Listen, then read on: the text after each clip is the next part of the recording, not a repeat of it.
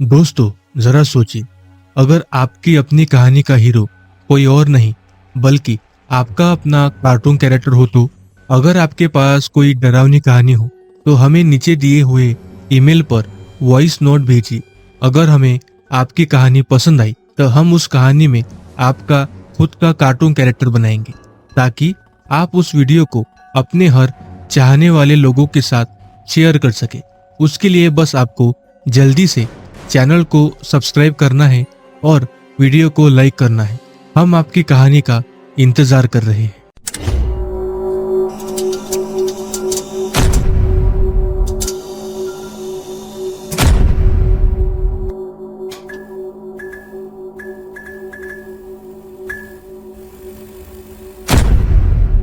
कहते हैं दिल्ली को दिल वालों की वजह से नहीं तो दिल दहलाने वाली जगहों की वजह से पहचाना जाता है।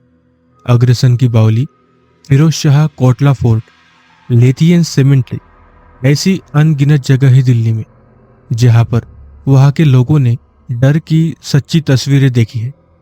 और आज की ये सच्ची कहानी आपको सोचने पर मजबूर कर देगी। रात में अकेले रहते समय आपको डर जरूर लगेगा, तो चलिए आगे बढ़ते हैं और महसूस करते हैं वो डर जो कि यूसुफ ने महसूस किया है। दिल्ली में काम के लिए मैं यूसुफ करीब 8 साल पहले अपने घर यूपी को छोड़ यहाँ दिल्ली में रहने आ गया था। कई जगह काम करने के बाद मुझे टैक्सी ड्राइवर की जॉब मिल गई। दिल्ली में टैक्सी चलाने का काम बिल्कुल भी आसान नहीं है और टैक्सी अगर रात को चलानी हो तो 100 बार सोचना पड़ता है, क्योंकि रात में कई बार ऐसे ऐसे लोग गाड़ी में बैठते हैं जिनके साथ रात बहुत ज़्यादा डरावनी हो जाती है। और ऐसी ही एक सच्ची कहानी जो कि मेरे साथ घटी है, उसके बारे में मैं आज आपको बताने जा रहा हूँ। 2 साल पहले मैं शाम 6 बजे अपने एक पैसेंजर को दिल्ली से बाहर पंजाब छोड़ने गया था। करीब 10 से 11 घंटे मुझे आने जाने में लग गए थे। तब करीब रात के 3 बजने को आए थे। सुनसान रास्ता था, सिर्फ कुत्तों के भौंकने की आवाज ही सुनाई दे रही थी। तभी मुझे सामने एक लड़की खड़ी नजर आई जो कि गाड़ी रोकने के लिए अपना हाथ दिखा रही थी। रात बहुत हो चुकी थी और मैं थक भी गया था, तो मैं सिर्फ अब अपने घर जाना चाहता था। इसीलिए मैंने अपनी गाड़ी नहीं रोकी और उसके बाजू से चला गया। कुछ मीटर आगे जाने के बाद मुझे थोड़ा बुरा लग रहा था, क्योंकि रात का समय और वो लड़की बिल्कुल अकेली थी। तो मैंने अपनी गाड़ी घुमाकर उसके पास लेकर आ गया। मैंने उससे पूछा कि उसे कहाँ जाना है। उसने मुझे जो एड्रेस बताया वो रास्ता मेरे घर के तरफ का ही था, तो मैंने उसे अपने गाड़ी के अंदर बिठा लिया। वो लड़की दिखने में बहुत सुंदर थी और अच्छे घर की भी लग रही थी। अब क्योंकि रात का समय और हमें करीब 40 किलोमीटर दूर जाना था, तो मैंने उससे बातचीत करने की कोशिश की।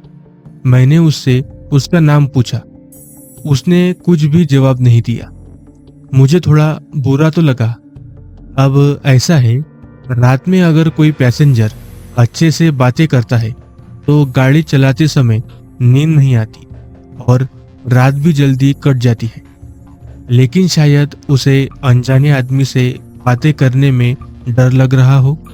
ऐसा सोच मैंने भी आगे बात करना सही नहीं समझा और सीधा अपनी गाड़ी चलाने लगा। थोड़ी देर बाद वो लड़की मुझसे पूछती है कि हम जिस रास्ते से जा रहे हैं उस रास्ते के बीच कोई मंदिर है क्या।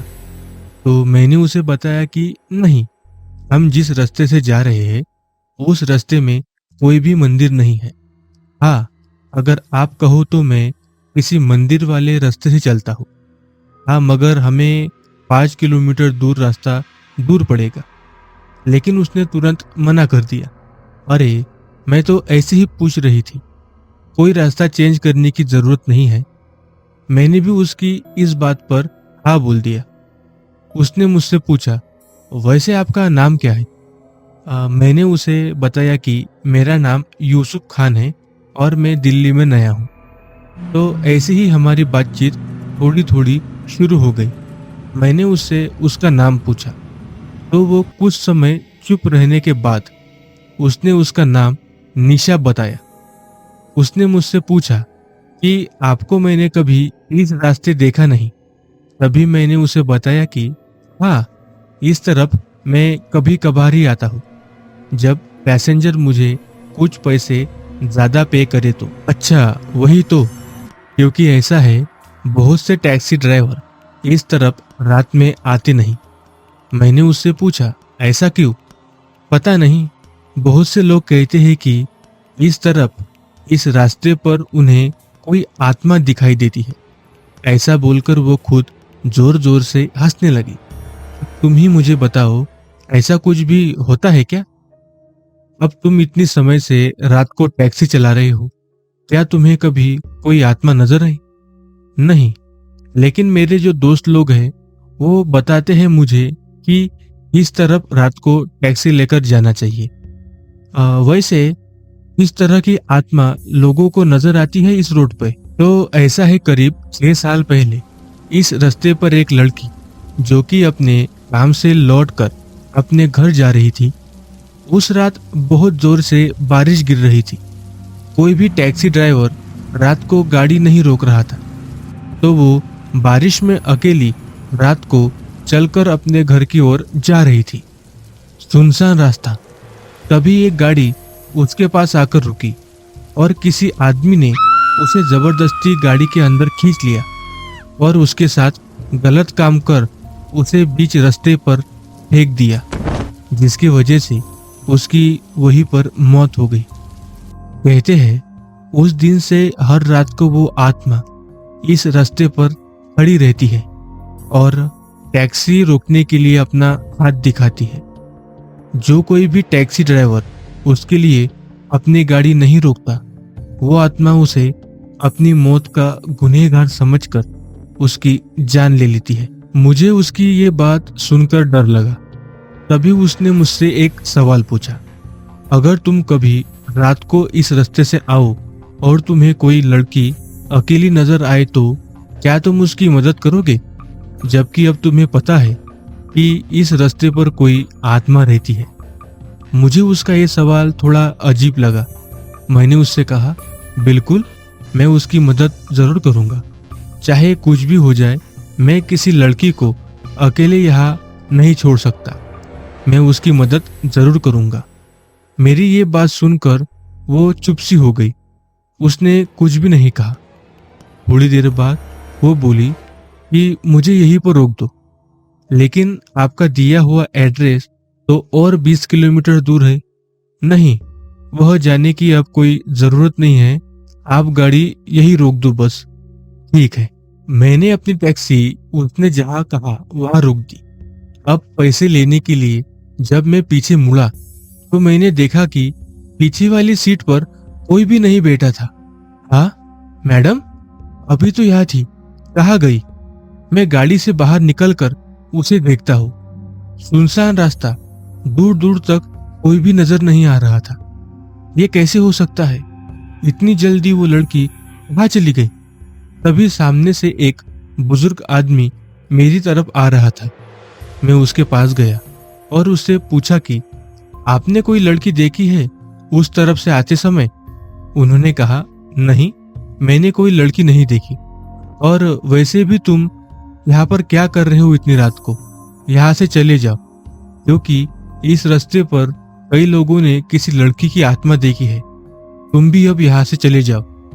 मैं पूरी तरह हैरान होकर वहां से चला गया। फिर मुझे उस लड़की की बातें याद आई कि कैसे उसने मुझे वो कहानी सुनाई थी। तो क्या सच में मेरी गाड़ी में वो लड़की की आत्मा बैठी थी? और अगर मैं उसे अपने गाड़ी में नहीं बिठा था तो क्या सच में वो आत्मा आज मेरी जान ले लेती? इन सब बातों से परेशान होकर मैं कुछ दिनों के लिए अपने काम पर नहीं गया और उस रात से मैं कभी भी रात को गाड़ी नहीं चलाता और खास कर उस रास्ते पर तो बिल्कुल भी नहीं जाता, चाहे दिन हो या रात हो।